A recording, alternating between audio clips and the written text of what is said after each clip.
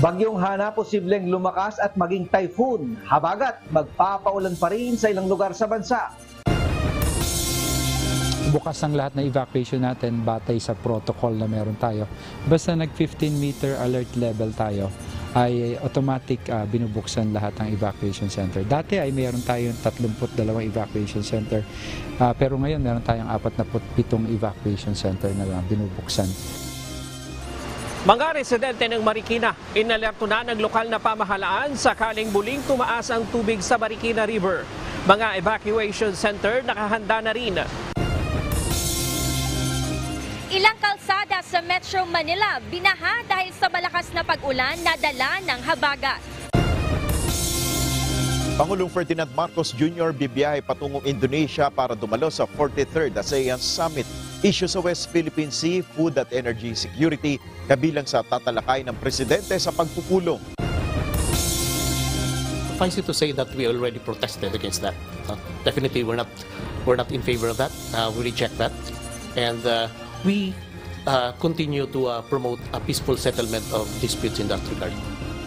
Department of Foreign Affairs tinuligsa ang bagong 10-line map ng China. Panibagong diplomatic protest inihain upang igiit ang karapatan ng Pilipinas sa pinag-aagawang teritoryo. North Korea, nagsagawa ng nuclear strike deal sa South Korea.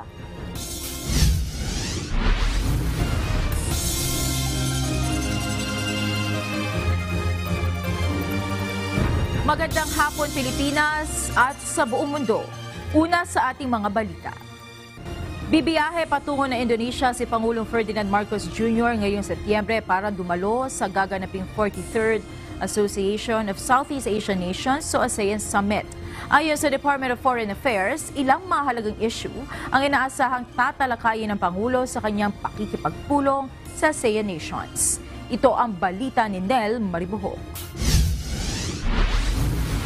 The President will continue to promote a rules-based international order, including the 92 UNCLOS, especially in the South China Sea. Kabilang ang usapin sa South China Sea sa inaasahan tatalakay ni Pangulong Ferdinand Marcos Jr. sa kanyang pagdalo sa gaganaping 43rd Association of Southeast Asian Nations o ASEAN Summit sa Jakarta, Indonesia mula September 5 hanggang 7. Ayon kay Department of Foreign Affairs Assistant Secretary Daniel Espiritu, bukod sa issue sa West Philippine Sea, isusulong rin ni Pangulong Marcos ang mga mahalagang usapin sa food at energy security. So we'll be focusing on food security and energy security. Of course, post-pandemic transformation, and then the digital economy, and the e-commerce, and the creative industries, MSMEs, and of course, protection of migrant workers. Ilang mga pagpupulong rin ang dadaluhan ni Pangulong Marcos sa ASEAN Summit, kabilang na ang 4 na bilateral meetings. Kasama na dito ang Cambodia, Republic of Korea, Timor-Leste at Vietnam. Ayon sa DFA, pag-uusapan nila Pangulong Marcos at Vietnamese Prime Minister Pham Minh Chinh ang kooperasyon sa rice at food security. Haharap rin si PBBM sa ASEAN Business Advisory Council. The President will also be attending events specifically to pitch trade and investment in Indonesia. One of them will be a meeting with the ASEAN Business Advisory Council, and another one with certain businesses who intend to expand their presence in the Philippines. Ilang miyembro ng gabinete at delegasyon ng mga negosyante ang makakasama ng Pangulo sa kanyang pagbiyahe sa Jakarta, Indonesia. Ito na ang ikalawang beses na babiyahe ng Indonesia si PBBM simula nang maupo bilang presidente noong June 2022. Del Maribuhok, UNTV News and Rescue, Diyos ang aming sandigan, serbisyo publiko ang aming pinahalagahan. Nanawagan ng suporta si Pangulong Ferdinand Marcos Jr. sa research and development sa larangan ng kalusugan, agham at teknolohiya. Ayon kay Pangulong Marcos, mahalaga ang pagsasaliksik na ito para sa mga kakaharaping hamon ng Pilipinas kaugnay sa mga sakit na hindi inaasahan na dumarating tulad na lamang ng COVID-19. Ito ang binigyan diin ng Pangulo sa idinaos na awarding ng Order of National Scientists and Presidential Medal of Merit sa 2 opisyal.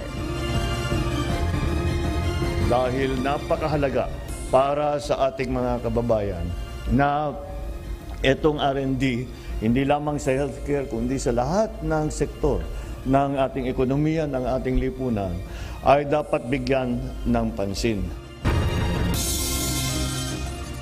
Nagdesisyon ang Department of Justice na ipagpaliban muna ang implementasyon ng revised rules para sa mga Pilipino na bibiyahe abroad.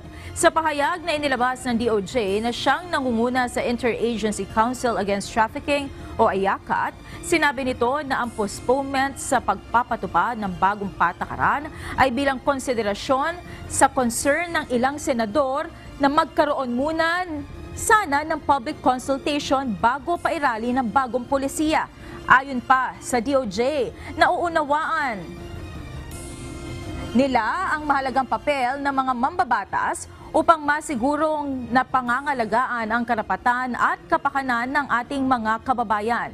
Nauna nang inanunsyo ng IACAT na ipatutupad ang bagong departure guidelines sa mga Pilipinong bibiyahe ng ibang bansa simula sa September 3.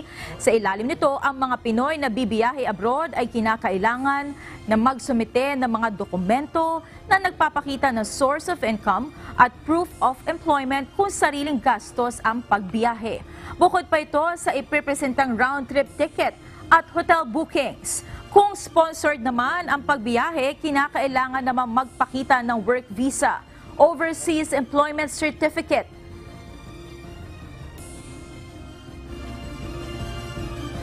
notarized affidavits of support, registration papers ng sponsors, bukod pa ang passport at plane tickets. Nauna nang sinabi ng IACAT na layon lamang ng hakbang na mabalanse ang issue ng national security at masiguro ang mas maayos na pagbiyahe ng mga Pilipino na magtutungo abroad.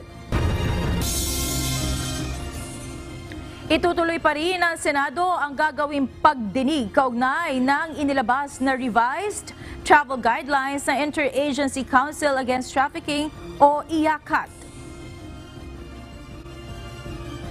Ito'y kahit pa sinuspindi na ng Department of Justice ang nakaambang implementasyon nito.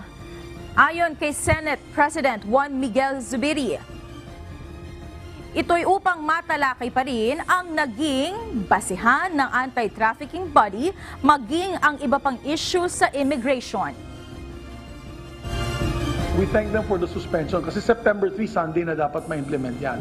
So suspend muna nila. But at the same time, they have to explain to us how did they come up with these guidelines? Ano ba ang pagbabasihan nila dito sa mga guidelines na ito? Unang-una, wala namang batas na nagsasabi dapat mag-submit ka ng original birth certificate, na mag-submit ka ng affidavit from the consular office of your destination. Una nang nagpasa ng resolusyon ng Senado na humihiling na suspindihin muna ang naturang guidelines upang mapag-aralan pa ang bagong polisiya dahil labagaan nila ito sa konstitusyon. Dagdag ni Senator Zubiri, iimbitahan din anya sa pagdinig ang ilang pasahero na na-offload sa kanilang flight dahil sa pagkaantala sa immigration para mapakinggan ang kanilang karanasan. Tinutulan ng pamahalaan ng Pilipinas ang bagong bersyon ng mapa ng China kung saan makikita na sinasakop nito ang malaking bahagi ng West Philippine Sea. Ang ilang mambabatas tinawag na delusional ang China sa patuloy na pag-aangkin ng teritoryong pagmamay-ari ng Pilipinas. Ito ang balita ni Harleen Delgado. Suffice it to say that we already protested against that. Definitely, we're not in favor of that. We reject that. And we continue to promote a peaceful settlement of disputes in that regard.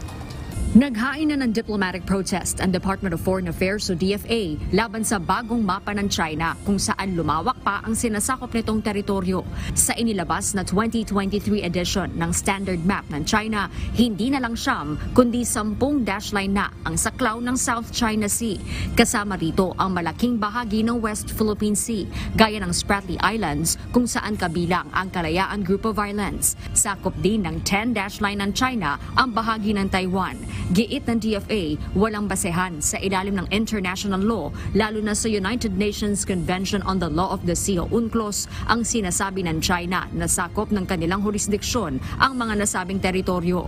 Ayon kay DFA Assistant Secretary Daniel Espiritu, kanilang igigiit na magbigay ng pahayag ang Association of Southeast Asian Nations o ASEAN patungkol sa bagong mapa ng China at ginagawang harassment ng mga ito sa West Philippine Sea. The Philippines is definitely pushing for statements in that regard. But of course, I cannot give you yet the final text of that because it's still being negotiated. Samantala, tinuligsa rin ng ilang senador ang bagong hakbang na ito ng China. Para kay Senate Deputy Minority Leader Rizon Tiveros, delusyonal na at wala na sa wisyo ang China sa ginagawa nitong pag-angkin sa teritoryong hindi nila pagmamay-ari. Si Senate President Juan Miguel Mig Zubiri tinawag na hayagang pambabastos sa soberanya ng mga bansa ang ginagawa ng China. I think mas maraming bansa na susuporta sa stand ng Pilipinas to condemn and appeal to China not to follow that ridiculous 10-9. Tingin ng Senate leader dahil sa inilabas na mapa ng China, mas mapapabilis na ang pagsasapinal sa Code of Conduct o COC sa pagitan ng claimant country sa South China Sea. Pero ayon sa DFA, matatagalan pa bago maisapinal ang kasunduan. Definitely, yung mga national interest natin medyo nagkakaiba, no? We'll have to come up with a compromise on every step of the way. I think it will take a little bit longer para matapos ito. Dahil dito, naniniwalang ilang mambabatas na napapanahon ng ipasa ang panukalang Maritime Zones Bill. Nangako si Senate President Zubiri na bibigyang prioridad ng Senado ang pagpasa sa panukalang batas bago matapos ang taon. Unahin natin yung Maritime Zone Bill kasi yung 10-dash line papunta na ng Batanes. Para makita talaga yung hangganan ng ating karagatan, hindi lamang yung exclusive economic zone, yung continental shelf natin. Si Senate Minority Leader Aquilino Coco Pimentel naniniwala ring walang obligasyon ng Pilipinas na kilalanin ang territorial claims ng ibang bansa. Ang mahalagaan niya, tutukan ng Pilipinas ang sarili nitong posisyon kung hanggang saan ang teritoryo at maritime zones ng bansa. Para naman kay Senator Francis Cheese Escudero, hindi maapektuhan ng Pilipinas maging ang 2016 arbitral ruling ng anumang mapa na ilalabas ng China. Hindi na rin dapat anya magpaapekto ang Pilipinas sa mga pahayag ng China at hindi rin dapat pumayag ang bansa na madiktahan sa issue. Tingin naman ni Senator Jinggoy Estrada nang iinis lang ang China sa ginawa nitong paglabas ng bagong bersyon ng mapa. Harleen Delgado, UNTV News and Rescue. Diyos ang aming sandigan, serbisyo publiko ang aming pinahahalagahan.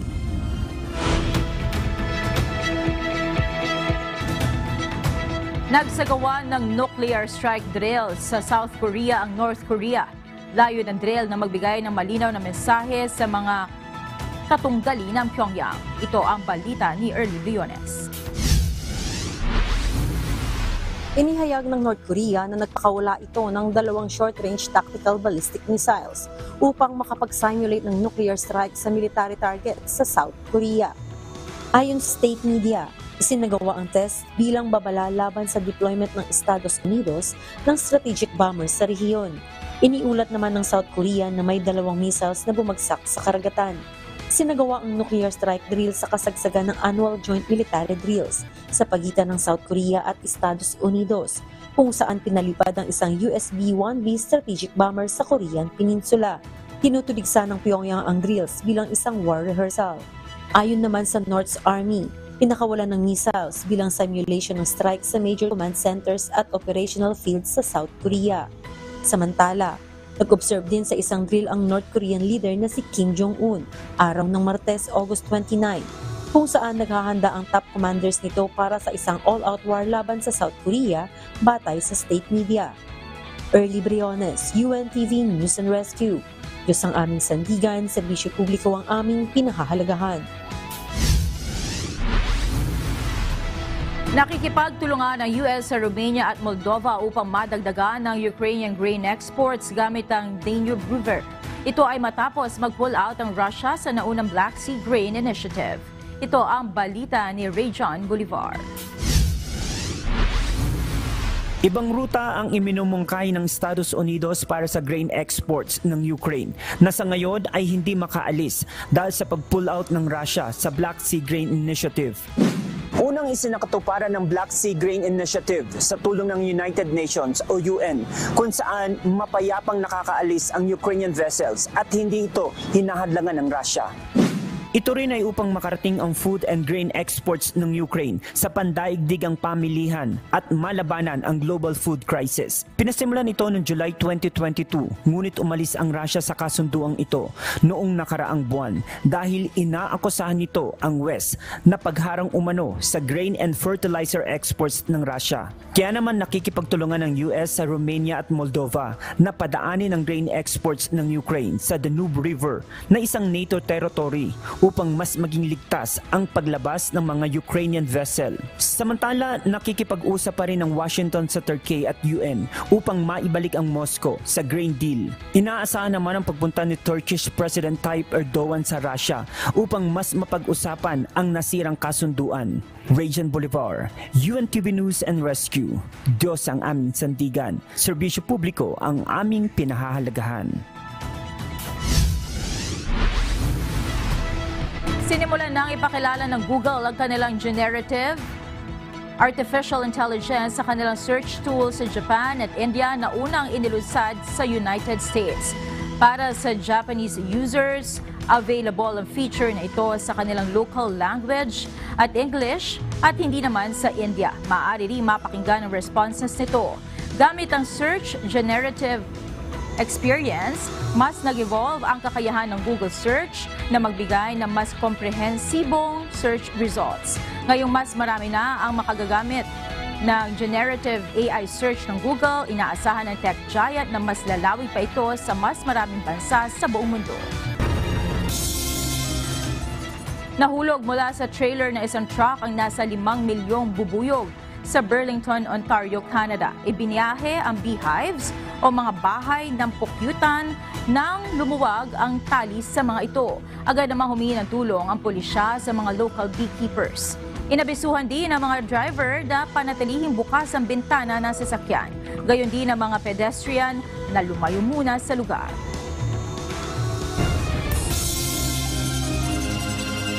Posible pang lumakas at iangat sa typhoon category ang bagyong Hana. Ayon sa Pag-asa, asahan pa rin ang mga pag-ulan sa ilang lugar sa bansa bunsod ng pag-iral ng habagat na pinalalakas ng mga bagyo. Mula sa UNTV Weather Center, ito ang balita ni Ray Pelayo, live. Ray, ano ang update ng Pag-asa dito sa bagyong Hana? Magandang gabi, Monica, sa ating mga kasambahay na panatili nitong bagyong si Hana. Ang taglay nitong lakas ng hangin at kanina alas 4 ng hapon ito namataan ng Pag-asa dyan sa layong 1,000 na mahigit. Ang distansya niya dyan sa may extreme northern Luzon. Specifically 1,045 km sa silangan niya ng dulong Hilagang Luzon. 110 km per hour ang taglay nitong lakas ng hangin at aabot sa 135 km per hour yung pagbugso. Ang kanyang direksyon ngayon pakanluran sa bilis na 15 km kada oras. Sa forecast track ng Pag-asa, hindi pa rin direktang inaasahan na tatama o magla-landfall itong bagyo sa anumang bahagi ng ating bansa at tatahakin yung northern part na boundary ng Philippine Area of Responsibility. Ayon sa Pag-asa, by Saturday, maaaring lumabas ito ng PAR. Pero habang ito ay binabaybay yung Philippine Area of Responsibility, ay maaari pa rin makaranas ng mga pagulan sa malaking bahagi ng ating bansa. Actually, hanggang bukas, meron tayong inaasahan ng mga pagulan na epekto ng habagat, partikular sa ilang bahagi ng ating bansa, dyan sa may area ng Zambales, Bataan, Occidental Mindoro, Metro Manila, Ilocos Region, Abra, Tarlac, Nueva Ecija, Pampanga, Bulacan, Rizal, Cavite, at Calamian Islands. Makakaranas po dyan ng mga pagulan at yung ibang lugar po sa ating bansa, makakaranas pa rin po ng papulo-pulo mga pagulan, pagkidlat at pagkulog. Ayon din po sa Pag-asa, yun namang isa pang bagyo na nasa labas na ng PAR, yung dalawa na yan at meron pang isang bagyo, dito medyo malayo, yung tatlo na yan na nagpapaigting o nagpapalakas sa epekto ng habagat sa ating bansa. Monica. So Ray, yung nararamdaman natin na masungit na panahon nitong araw na to, no? Hanggang actually kagabi pa lang nakakaramdam na yung maraming lugar na mga malalakas sa pag-ulan. Hindi pa ito direktang epekto ni Hana, ng bagyong Hana, kung hindi ng habagat pa lamang. Tama ba, Ray? Exactly, Monica, no? Dahil napakalayo nitong si Hana dito sa atin, nasa kanto siya halos ng PAR natin, o Philippine Air Responsibility. Subalit yung kanyang pagpapaigting dito sa habagat, yun talaga ang direkta nakaka-apekto, lalo na sa may kalurang bahagi nating bansa. At bukas, most probably, meron pa rin epekto ito kahit dito sa Metro Manila, Monica. Okay. Tapos yung nabanggit mo na pangatlong bagyo, ito ba ay may posibilidad naman na mag-landfall? Kasi itong si Goring at si Hana parang hindi magla-landfall, tama ba, Ray? Itong pangatlo ba ay mukhang tatahakin ang pag-landfall dito sa bansa? Yung siguring dumaan siya halos dun sa extreme northern Luzon, pero walang naitala tayo na yung kanyang pinakamatay dumaan sa anumang kalupaan natin, ano. Pero itong si Hana, dyan sa may puntang northeastern part ng Taiwan, at ito pang panibagong bagyo, medyo malayo pa, 3,000 kilometro ang distansya mula dyan sa ating bansa. Pero yun pa rin ang direction, papunta naman siya ng southern part ng Japan. Pero yung kanilang mga positions, yung kanilang mga track, ay magpapa-intensify dito sa ating habagat, Monica. Oo. So Ray, hanggang kailan natin inaasahan na magsusungit ang panahon? Kailan ba tayo makakaranas ng medyo mainit-init naman? Well, at least dun sa forecast ng Pag-asa, within the next 2 days, ay posible na makaranas pa rin tayo ng mga pag-ulan. We will see kung sa Saturday ba or Sunday, kung nandun na sa northern part ng o sa eastern part ng Taiwan, itong bagyong si Hana ay kung mag-intensify pa yung kanyang paghatak dito sa ating habagat, Monica. So mukhang maulan ang weekend ng ating mga kababayan, lalo na dito sa bandang Luzon. Yes, most probably, Monica, ganun na mangyayari. Okay. Maraming salamat, Ray Pelayo, live na nag-uulat mula sa UNTV Weather Center. Samantala, nananatiling nasa red alert status ang National Disaster Risk Reduction and Management Council dahil sa bagyong Hana. Dagdag pa ang inaasahang epekto ng habagat sa ilang lugar sa bansa. Base sa latest report ng NDRRMC as of August 31, aabot na sa mahigit 300,000 individual o katumbas ng mahigit 85 na pamilya ang naapektuhan ng nakaraang bagyo.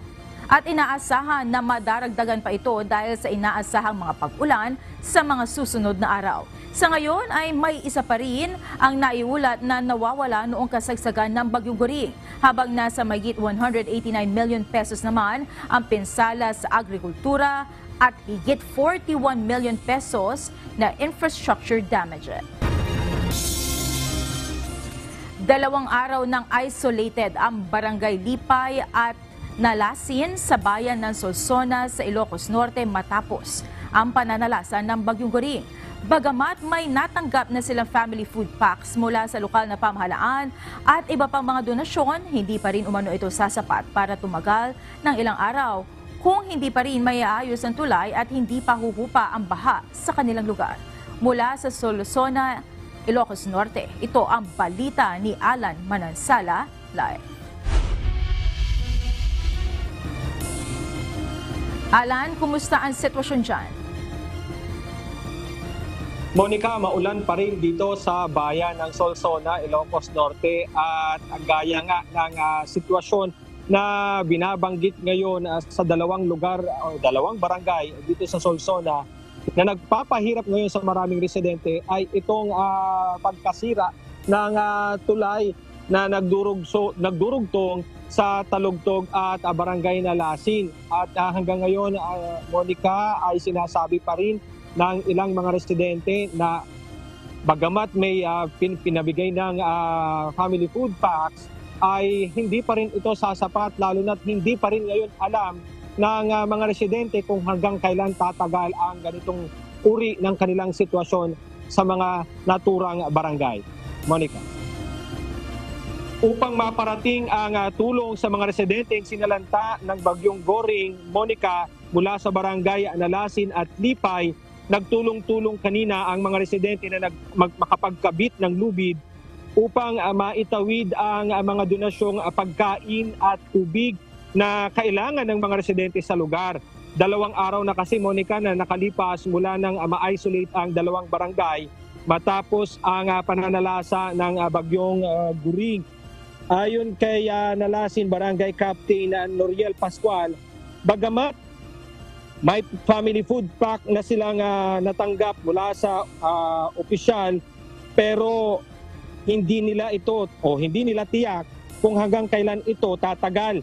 Hindi rin nila alam kung hanggang kailan bubuti ang kanilang sitwasyon, lalo na't malakas pa rin ang agos ng tubig sa ilog at wala pang katiyakan kung kailan maipapagawa ang nasirang tulay. Narito, Monica, pakinggan natin ang tinig ni Barangay Captain Noriel Pascual ng Barangay Nalasin, Solsona, Ilocos Norte. Di sapat, sir, kasi wala kaming madaanan na papunta sa bayan. Kasi nagpunta kami, kasama ko yung mga barangay council kanina, nagpunta kami doon sa sitio Mangri, 5A and 5B. Kung sakaling naglagay kami ng temporary daanan, pero malakas pa ang agos, sir. Monica, bukod sa barangay Nalasin at Lipay, nagpapasaklolo rin ang isang paaralan sa barangay Darasdas. Lumubog ang kanilang paaralan sa tubig baha dahil sa bagyo.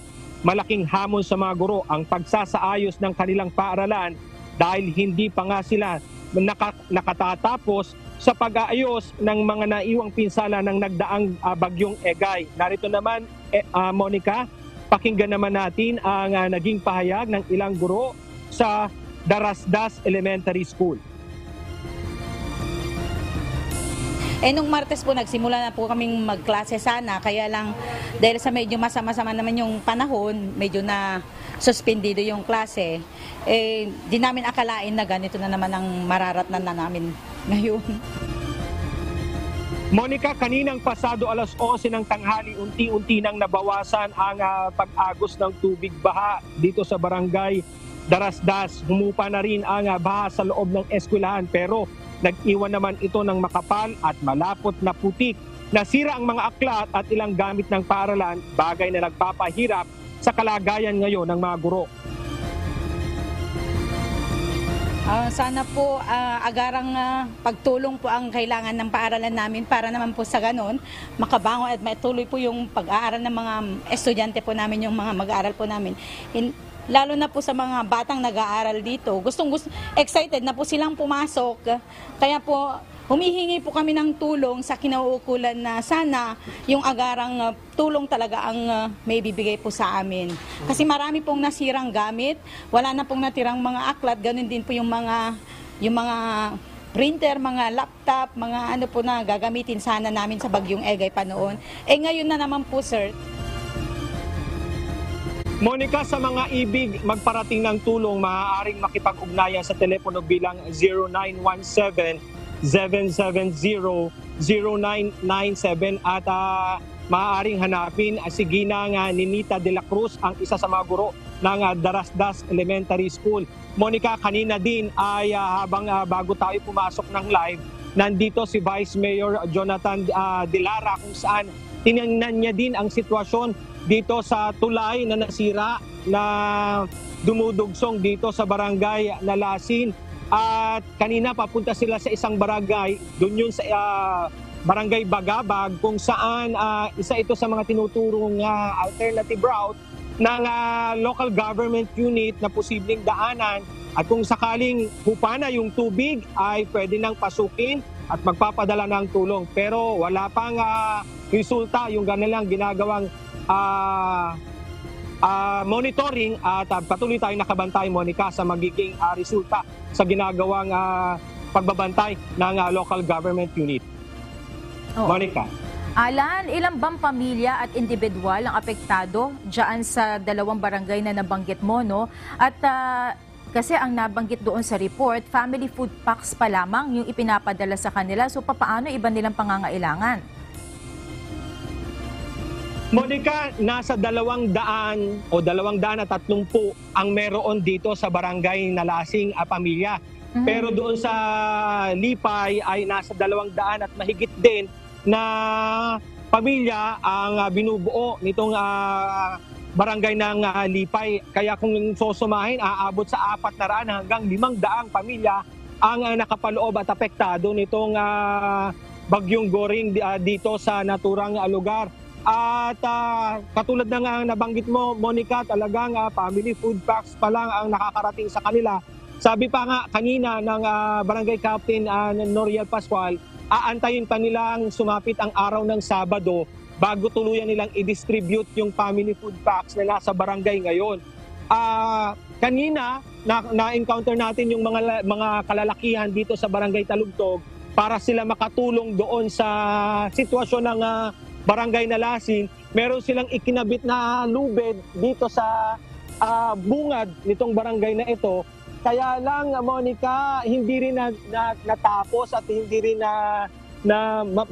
nila matiyak kung ito ba ay safe dahil nga maliit lang din na lubid ang ginamit, saka volunteer lang naman ang ginawa ng mga kalalakihan. So, hindi pa sigurado kung talagang makakaparating ng tulong sa ganitong paraan ng ginagawang alternatibo ng ilang mga residente dito, Monica.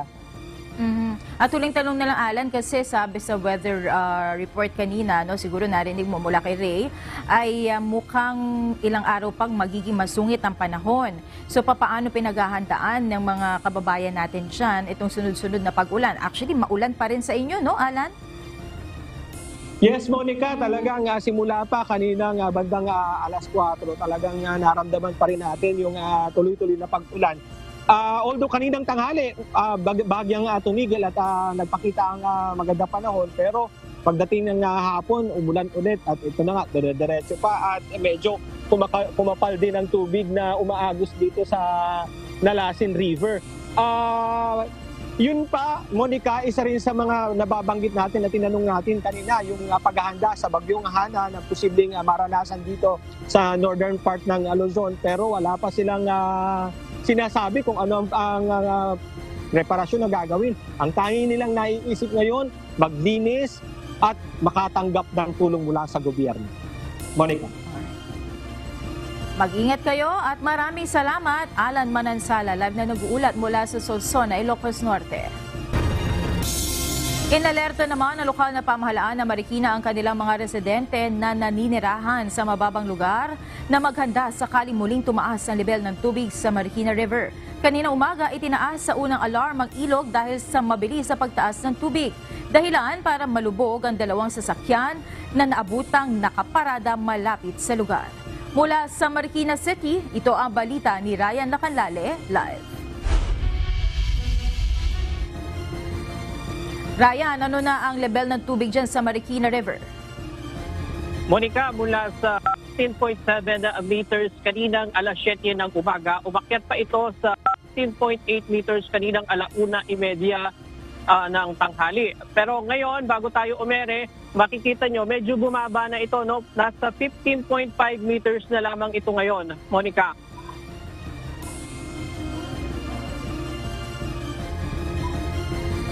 Bunsod ng malalakas na pag-ulan na nararanasan mula pa kagabi. Mabilis na tumaas ang level ng tubig dito sa Marikina River. Pasado alas 5 kaninang umaga nang patugtugin ang unang alarma, mataas umabot sa 15 meters ang level ng tubig sa ilog. Makalipas ang ilang oras, patuloy pa rin tumataas ang level ng tubig. Ayon kay Marikina City Mayor Marcy Teodoro, agad nilang inalerto ang mga residente na naninirahan sa mababang lugar na maghanda sa paglikas sakaling lalo pang tumaas ang tubig sa Marikina River. Bukas ang lahat na evacuation natin batay sa protocol na meron tayo. Basta nag 15-meter alert level tayo, ay automatic binubuksan lahat ng evacuation center. Dati ay meron tayong 32 evacuation center, pero ngayon meron tayong 47 evacuation center na binubuksan. Bagamat umapaw ang tubig sa ilog, wala na mga residente nagtungo sa mga evacuation center dahil sa nasa maayos pa naman ang sitwasyon sa kanilang mga tinitirhan. Ayon kay Mayor Marcy Teodoro, malaking bagay ang isinasagawang dredging sa Marikina River dahil lumapad na at lumalim ang ilog na nasa 3 metro. Dati anya kapag ganitong sitwasyon, nasa mahigit 20,000 mga residente na sa lungsod ng Marikina ang inililikas. Pero ngayon, mas malalim na ang ilog, mas bumagal ang pag-angat ng tubig at mas mabilis rin itong umagos palabas sa papunta ng Laguna de Bay at Manila Bay. makikita natin yung mabilis na agos ng tubig sa Marikina River. Patunay na nag-increase yung water carrying capacity nito. Kaya miski naging malakas yung pagulan at tuloy-tuloy ay hindi ito umaapaw at nagdudulot ng pagbaha sa mga low-lying communities natin. Nakatulong rin aniya ang ginawang pagsususpinde sa reclamation project sa Manila Bay para mas mabilis na paglabas ng tubig mula sa ilog ng Marikina. Samantala, labis ang panglulumo naman ang nararamdaman ni Louie Modar, ang isa sa may-ari ng dalawang sasakyan na lumubog sa baha matapos umapaw ang tubig sa Marikina River. Ayon kay Louie, first time lamang niya iparada ang kanyang sasakyan malapit sa ilog, kaya't hindi niya lubos na akalaing aapaw ang tubig mula dito. Hindi ko naman po akalain na babaha po kasi kagabi, ambon-ambon lang po. Kaya ako dyan na pinarada kasi nagatid po ako sa asawa ko, so nagmotor na lang kami. Tapos, nung susunduin ko na po siya kaninang madaling araw, ng 5:30, narinig ko nag-alarm. Tapos sabi ko, naku, mukhang nalubog yung sakyan ko. Ayun nga po, nakita ko, lubog na po siya. Kaya hindi ko na siya nahabol. Nawalan ako ng nawalan ako ng paraan para abulin siya. Kasi mataas na po eh. Hanggang doon na sa may parang pinto na po niya eh. Kaya hindi ko na po siya nahabol. Ayon naman kay Mayor Marcy, dapat maging responsable ang mga pumaparada sa Marikina River, lalo na kapag ganito nga may mga banta ng pagbaha. Dapat maging responsable rin yung mga may-ari dahil kanilang property to eh, kanilang ari-arian. May nagtanong kanina sa akin kung magbibigay kami ng tulong. Oo, magbibigay kami ng tulong kung yung sasakyan ginagamit mo ay pangkabuhayan. Halimbawa, jeep na ginagamit mong pangkabuhayan. Monica, kanina nag-ikot-ikot tayo dito sa mga evacuation center na ginagamit. Mahigit 4 na po yan, yung mga eskwelahan at mga gym na nakatalaga. At kanina pa lang umaga, meron ng mga taong nakatalaga doon. Yung mga modular tent talagang inilatag na nila.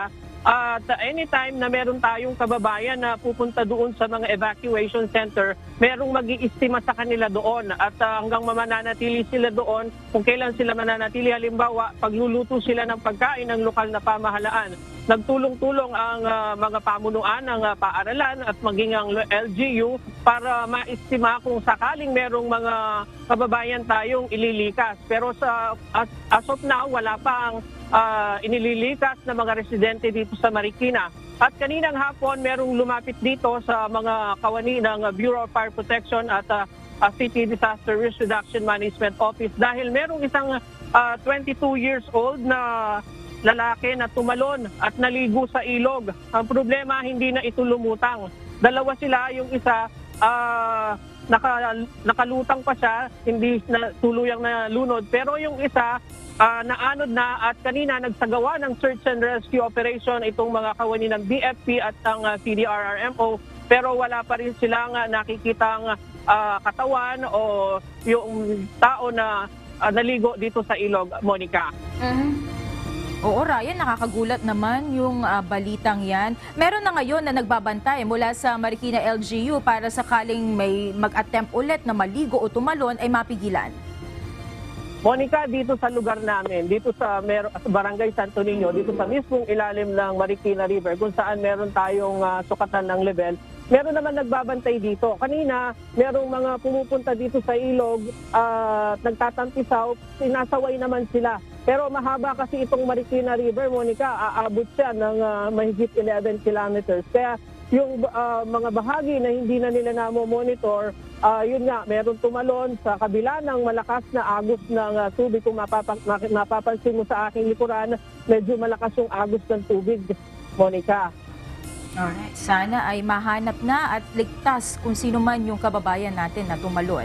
Maraming salamat, Ryan Lacalale, live na nag-uulat mula sa Marikina City. Bunsod na naranasang malalakas sa pag-ulan simula pa kagabi, maagang nagsilikas ang ilang mga pamilya mula sa barangay Bagong Silangan sa Quezon City dahil sa pangambang baka matrap sa kanilang mga bahay kapag umapaw ang ilog malapit sa kanilang lugar. Ito ang balita ni Bernadette Tinoy.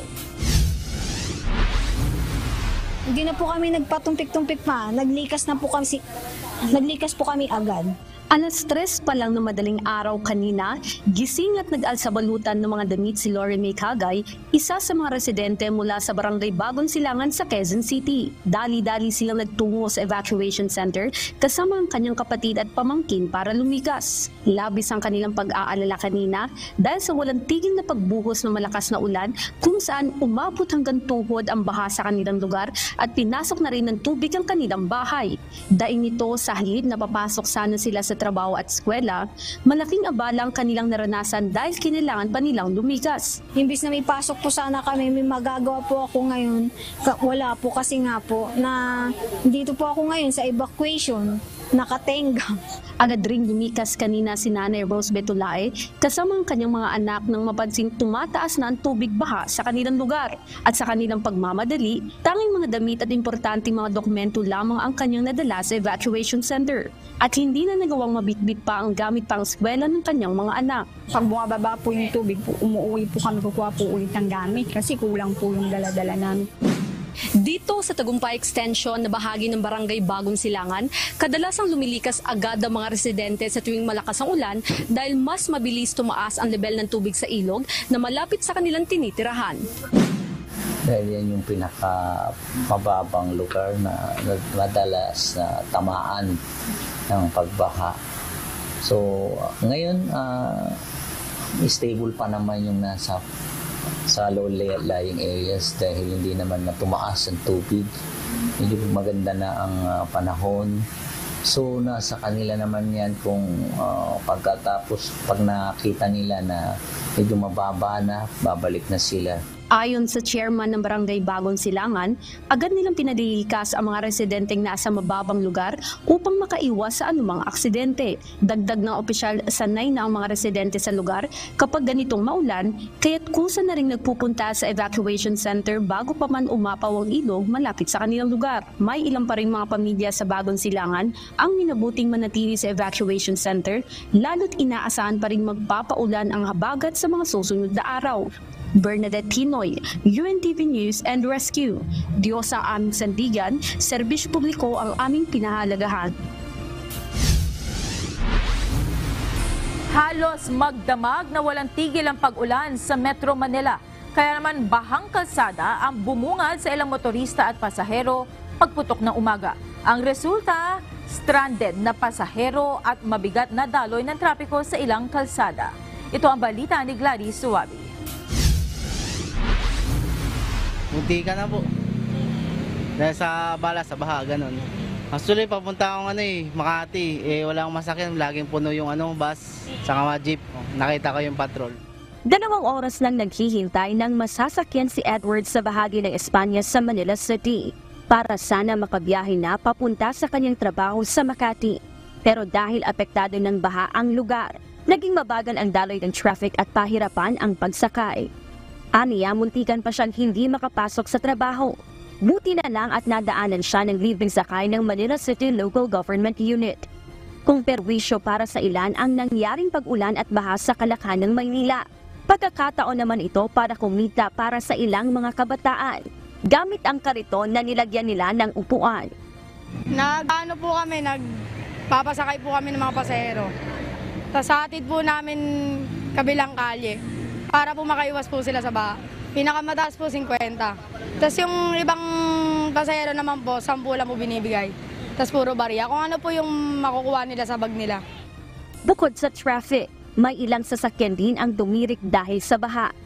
Ang daloy ng trapiko natin, nagsimula to ng alas 7 or alas 8 onward. Ganito na po siya. Gawa ng malakas yung ulan natin. Kaya yung traffic po natin, papunta po ng Quiapo, talagang tukot-tukot po siya. Talaga pong traffic. Parang dagat po kanina to at may mga nasiraan po na sasakyan. Alas 4 na ng hapon at humupa na ang baha dito sa kahabaan ng Espanya sa lungsod ng Maynila. Kaya maayos na ang daloy ng mga sasakyan. Pero sa bahagi ng Valenzuela City, may ilang kalsada pa rin ang hindi madadaanan ng maliliit na sasakyan dahil sa tubig baha. Batay sa report ng Valenzuela City Command, Control and Communication Center, As of 4 p.m. kanina, baha pa rin sa ilang bahagi ng MacArthur Highway sa Valenzuela City. Ganun din sa Vipas 20 Riles na nasa 16 to 18 inches ang taas ng tubig. Dahil pahirapan ang pagsakay, nag-ikot ang libre sakay ng lungsod para sa mga residente at stranded passengers. At in full operation ang pumping stations ng lungsod bilang tugon sa tuloy-tuloy na pag-ulan. Kaninang alas 5:44 ng umaga ay itinaas ng Pag-asa ang orange rainfall warning sa buong Metro Manila. Kaya agad na nagkansela ng klase at trabaho ang mga local government unit. Para sa kaligtasan ng lahat, may ilang aktibidad din ang kinansela dahil sa masamang panahon.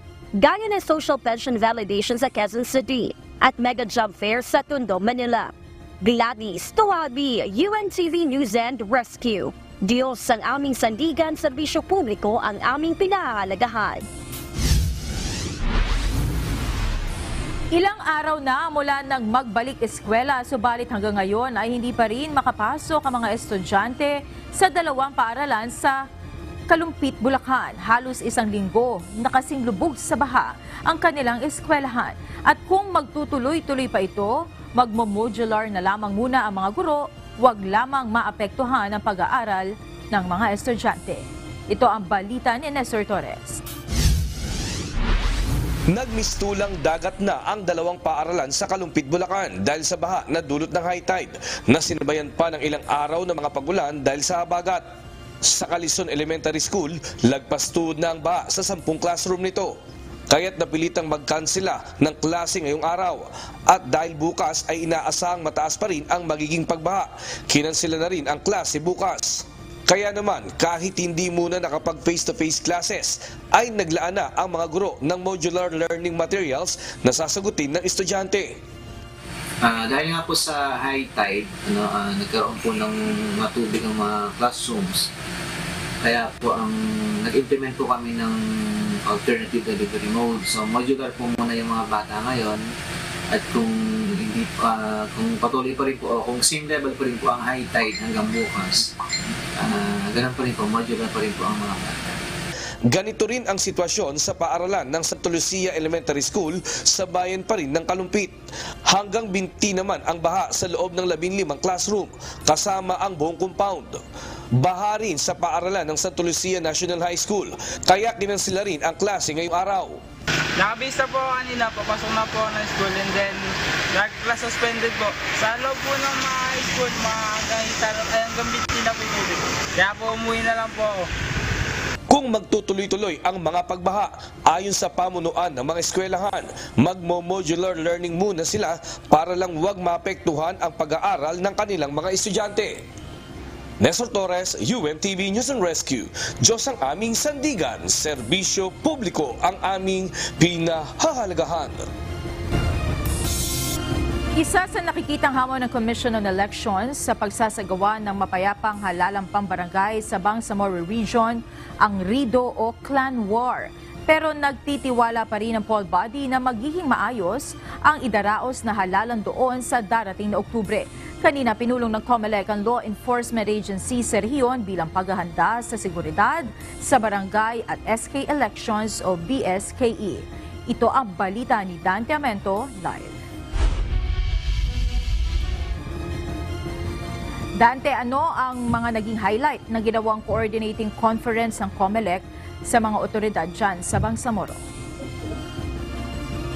Monica, nagkaroon lang ng briefing ang mga otoridad sa Commission on Elections hinggil doon sa kasalukuyan ngayong sitwasyon sa Bangsamoro Autonomous Region in Muslim Mindanao o BARM. Ano ba yung mga nandoon sa area? Anong mga grupo ito na maaaring makakaapekto sa peace and order kapag nagkakaroon na ng barangay at sangguniang kabataan elections sa darating na October 30, 2023. RIDO o away ng magpapamilya at magkakamag-anak, ito ang isa sa mga nakitang hamon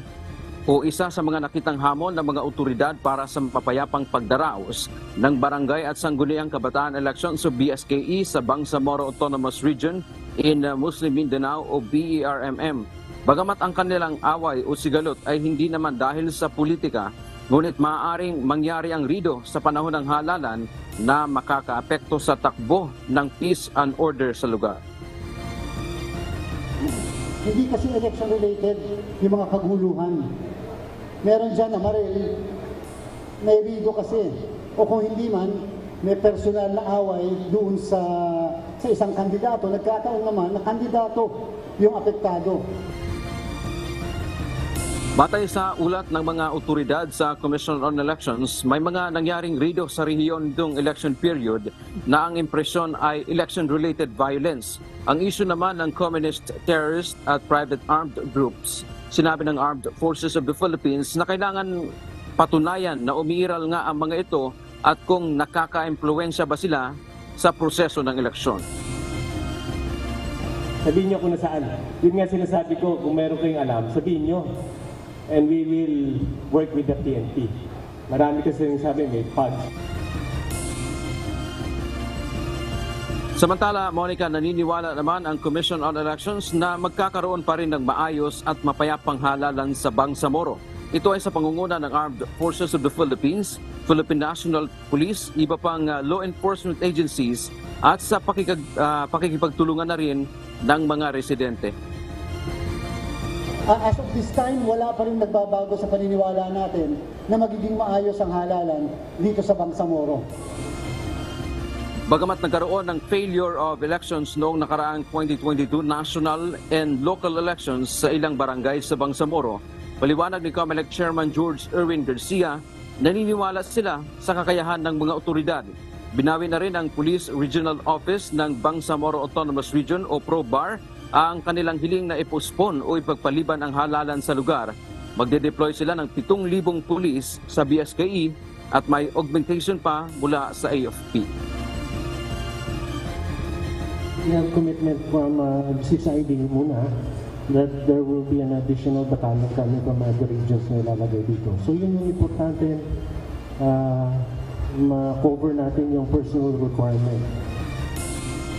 Ang AFP naman ay may hamon sa taga-Bangsamoro na tumulong para magkakaroon ng mapayapa, katiwa-tiwala at maayos na halalan sa lugar.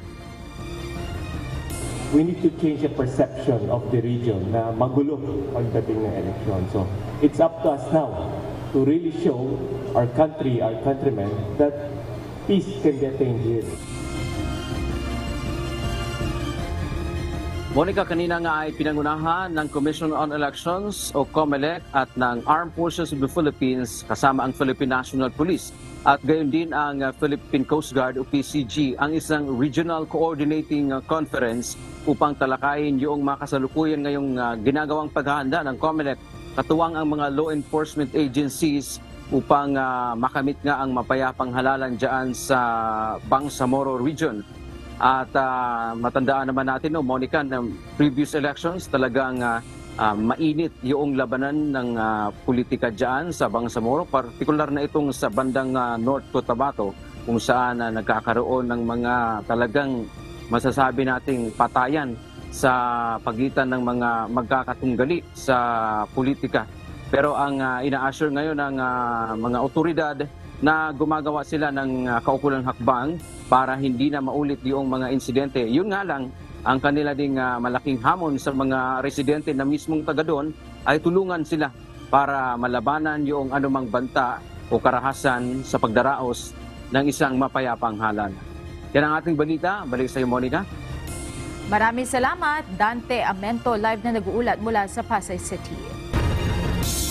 Pinalawig pa ng Commission on Elections ang schedule ng filing ng Certificate of Candidacy para sa Barangay at Sangguniang Kabataan Elections sa National Capital Region, Abra at Ilocos Norte. Ayon kay COMELEC Chairman George Erwin Garcia, extended hanggang September 3 ng 5 p.m. ang paghahain ng COC sa tatlong nabanggit na lugar matapos na maantala dahil sa masamang lagay ng panahon. Ngayong araw, pansamantalang sinuspindi ng COMELEC ang filing ng COC sa Metro Manila dahil sa nararanasang mga pag-ulan na dulot ng habagat. Matagal nang nakatatanggap ng mga pagbabanta sa kanyang buhay ang barangay chairman sa Libon, Albay na pinaslang matapos mag-file ng kanyang Certificate of Candidacy ayon sa Philippine National Police. Kaya naman isa ito sa iniimbestigahan ng PNP para matuloy ang posibleng suspect sa pamamaril. Samantala, hustisya naman ang sigaw ng mga naulilang kamag-anak ng biktima. Ito ang balita ni Jerry Galicia. Sana matulungan po ako. Ano yung mga anak ko. Tapos yung asawa ko mabigyan man lang ng hustisya. Naghihinagpis at labis na pighati ang nararamdaman ng mga naulila ni Barangay San Jose Chairman Alex Repato. Si Chairman Repato ay pinagbabaril hanggang sa mapatay matapos mag-file ng Certificate of Candidacy o COC nitong Martes sa Libon, Albay. Hindi lubos maisip ni Melanie na ganoon ang sasapitin ng kanyang asawa dahil kilala itong matulungin sa kanilang lugar. Kasi ko po alam kung bakit ganun ginawa sa asawa ko. Wala naman siyang kaaway. Matulungin naman talaga siya. Naiwan ni Kapitan Alex ang kanilang tatlong anak na grade 7, 9 at 11. Hindi ko po alam kung saan ako magano yan. Kasi tatlo po sila nag-aaral. Hindi ko po alam kung kaya ko pa. Hindi ko po alam kung ano gagawin ko. Kasi ako po wala naman ako trabaho. Kaya nahirapan po ako. Hindi ko po alam kung saan ako gano'n yan magpapaaral nila. Kwento ng isa sa mga saksi, nakausap pa niya si Kapitan Alex sa harap ng bahay nito at may plano pa silang puntahan bago biglang paputukan ng dalawang lalaking sakay ng motorsiklo. Papunta po ako dito kay Kap. Nandiyan po siya sa nakatayo dyan sa may gate niya. Tapos po, pag dating po, sabi niya, tara. Hindi ko man tara. Tapos may papunta na pong motor. Akala ko nagbibiro. Nakalitaw po yung kanyon. Tinatrat na po si Kap. Ako po, nag-dive na dyan papunta sa iba, dyan sa hagdan. Hanggang pagdating ko doon sa banda likuran, nagsigaw na yung mga tao. Samantala, may tinuturing ng persons of interest ang PNP Bicol.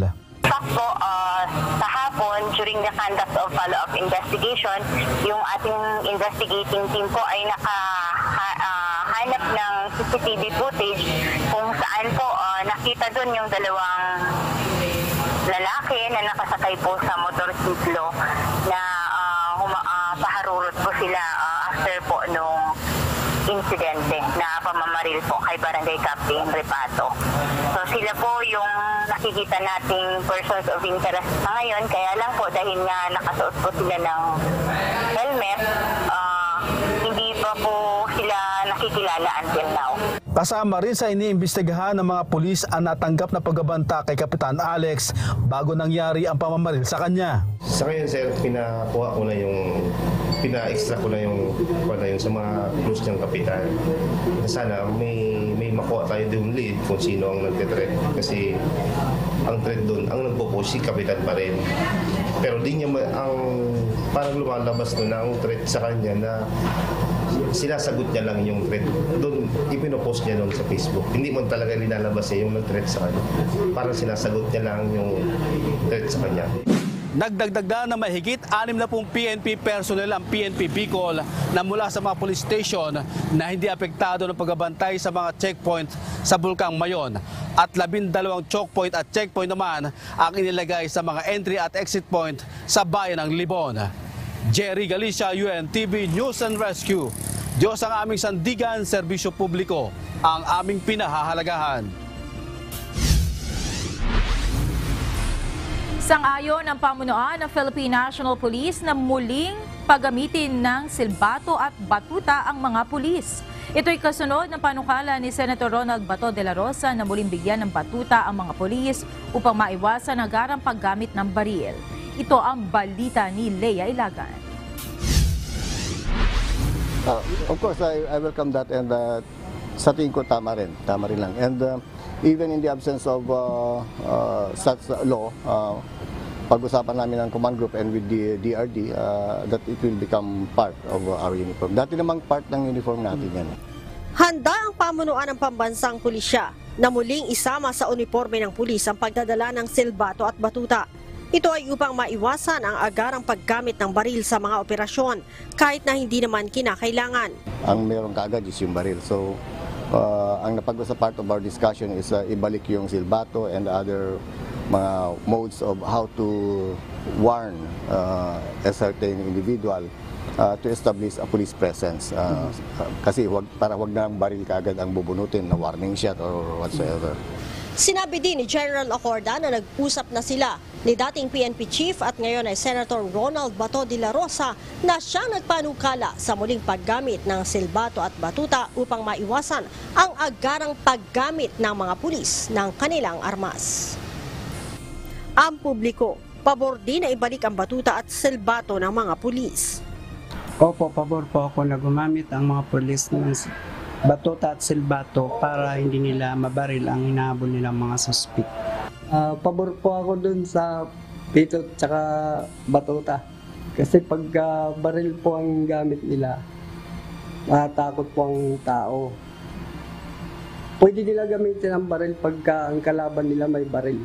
Ay kung maghabol lang sila, pito lang kaysa baril. Kawawa naman ang tao pagka gamitan agad ang baril.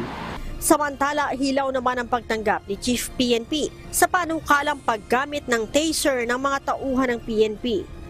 Tingnan natin yan kasi kung anong marami ng klase ngayon na it may be interpreted or prone to abuse din. Tingnan natin, other countries are still using it, others nag-iba yung ibang gamit. Ang panukala ni Senator Bato ay bunsod na rin ang sunod-sunod na insidente ng pamamaril ng mga pulis laban sa mga hinahabol ng mga sibilyan. Gaya ng ginawa sa 17 anyos na si Jemboy Baltazar sa Navotas City, gayon din kay John Ace Umpad sa Rodriguez, Rizal. Leia Ilagan, UNTV, News and Rescue. Diyos ang aming sandigan, serbisyo publiko ang aming pinahahalagahan.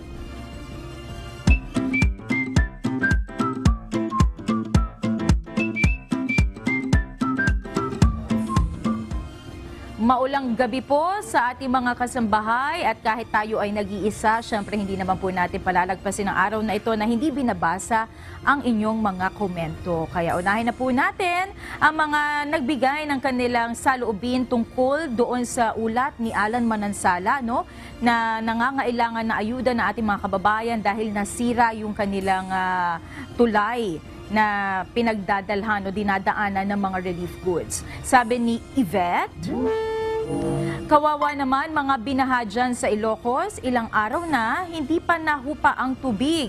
Ingat kayo dyan mga kakabsat. Ano yung kakabsat? Kababayan ba ang ibig sabihin nun? Mga kababayan. Tama naman, Ms. Yvette, sa mga kababayan natin dyan. Mag-ingat po kayo, lalo na at sinabi kanina sa ating weather forecast na ilang araw pa magtatagal ang pag-ulan. Kaya mag-ingat po tayo at sana makarating na ang tulong sa inyo as soon as possible. Samantala, sabi naman po ni Linda Tavas, ingat kayo, Dita Padak nga Ilocano. Ayan, again, sa mga kababayan natin, hindi lamang po sa Ilocos, maging doon sa mga naapektuhan ng habagat at nitong nagdaang goring. Mag-ingat po tayo at sana ay kayo po ay ligtas at nawa ay wala po nasaktan o nadisgrasya sa mga pag-ulan na ito. Eto na po, mag-shoutout na po tayo sa ating mga kababayan. Unahin na po natin si Danilo Villanueva. Maraming salamat po sa pagtutok. Joanne Aris, Shaim Razavelo. Maraming salamat po sa pagtutok. Fernando Lampa, Erickson Plaza, at Celia Rodriguez. Magkita-kita po muli tayo bukas, araw ng Biyernes. Narito naman ang salita ng Diyos na ating sandigan mula sa aklat ng Kawikaan, Kapitulo 18, versikulo 1 na nagsasabi, ang humihiwalay ay humahanap ng sarili niyang nasa at nakikipagtalo laban sa lahat na magaling na karunungan.